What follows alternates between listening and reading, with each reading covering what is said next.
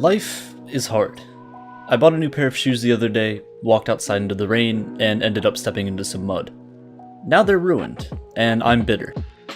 But then I took a step back. Not literally, of course, but I really thought about it. And I came to the conclusion that nothing in life really matters. Here's why. The Earth has been around for 4.5 billion years. One day, humans became a thing, and we became conscious. This world seemed perfect for us. It wasn't scorching hot, it wasn't deathly cold. We fit right in the middle. The gravity on Earth was perfect. It allowed us to move and run and catch animals that conveniently existed for us humans to eat. There was water to drink, there was oxygen to breathe. It's as if we were put here for a reason.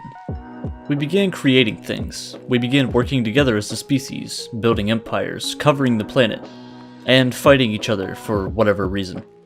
Fast forward a couple million years, and here we are today. Computers, rockets, Elon Musk, they're all here. Somewhere along the line, we also, in a way, created something out of nothing. It's called time. We've laid out definitions of time, seconds, minutes, hours, years, but it doesn't really matter. We made those for our own use. Time is nothing more than a way to measure the passing of events. But we've only really set up these units of time based off of ourselves. A day is how long it takes the Earth to spin around once. A month is about how long it takes the Moon to orbit the Earth, and also spin around once. A year is how long it takes the Earth to orbit the Sun once. You get about 78 Earth revolutions around the Sun in this journey called life. As poetic as that sounds, there's not much scale to these things once we pass a human lifetime. Sure, we can judge how long 1,000, or maybe even 10,000 years are. But after that, the timescales of things are just too much for our brains to handle. As much as you think you understand the 13.8 billion year lifespan of the universe, you really can't put that into an imaginable scale. On the scale of a human life, the universe is unbelievably old. But in terms of the universe's lifespan, pretty much nothing has happened yet. It's barely even started. We can make predictions about the next hundreds of trillions of years of the universe's life. We can figure out how and when our sun is going to blow up. We can figure out when our galaxy is going to collide with another. We can come up with theories that describe why the universe we've been put into is expanding faster than anything else physically possible. But yet, we have zero idea what happened in the fraction of a second between when there was nothing and when there was something. For some reason, as far as we can tell, we're the only conscious beings to have ever existed. But we don't even know what being conscious is.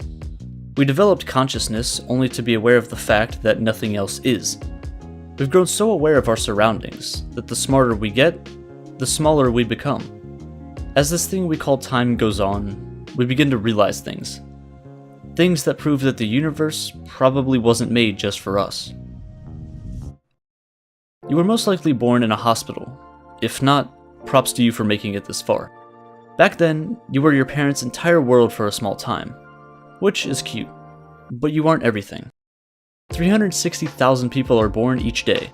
Of all of those people with the same birthday, some are gonna do big things and change the world. Others are just gonna die. That just happens. But Earth is just one planet. In our solar system, there's 8. Or 9 of those. For now, for life as we know it to exist, it's kinda hard to believe that there might be other life out there. It takes so much to happen for us to be able to exist. We've discovered over 4,000 exoplanets to date, planets that don't revolve around our sun, and we've found multiple examples of Earth-like planets. Roughly the same shape, size, temperature, but yet, there's nothing there from what we can tell. So if there are so many planets that could have life, why haven't we seen it yet? Why are there no signs? Well, we're just one solar system in an entire galaxy. There's over 200 billion stars in our galaxy alone. But that's just one galaxy.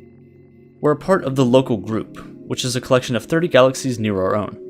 Andromeda is one of them. That's the one that's going to collide with our galaxy in about 4.5 billion years. By then, you'll be long gone. And soon after that, so will the Earth. The Sun at this point will be reaching the end of its life. It's going to expand in size, and by the end, it will completely consume the Earth, shining over 3,000 times brighter than it does today. But even though our home planet will be gone, the rest of the galaxy wouldn't even notice.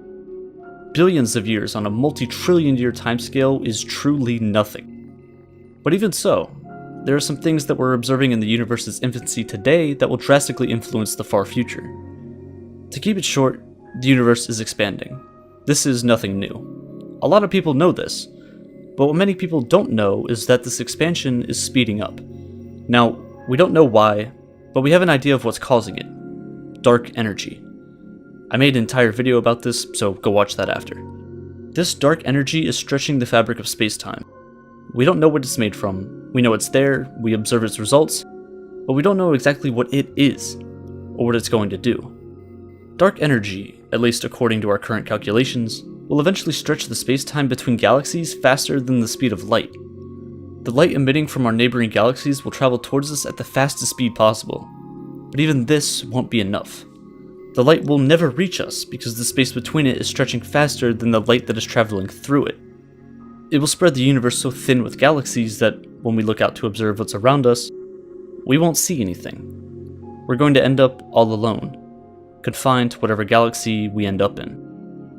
But in the end, even our galaxy will start to go dark. The fate of the sun is the same as it is for all stars in the universe. Eventually, trillions of years down the road, these lights in the sky are going to begin turning off, one by one by one.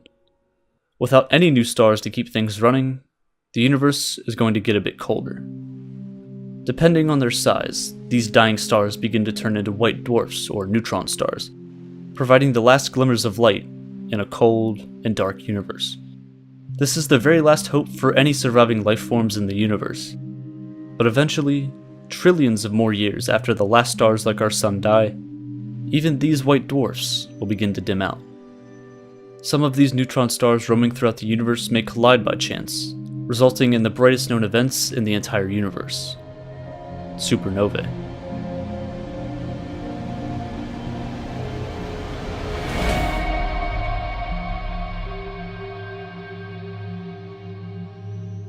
But once these supernovae conclude, the universe is again plunged into darkness. All matter that used to make up the galaxies we see today will begin to fall into the black holes that kept things held together for so long. The Big Bang that created the highest temperatures ever known to physics ultimately results in the most dormant, dark, and cold configuration possible. From a universe teeming with light and beauty, to a cold, barren wasteland. A universe dominated by black holes. But even now, the universe has just begun. These black holes are going to be around for a while, and the things we used to call galaxies, with stars and planets and life, are now just going to be full of black holes, and more black holes.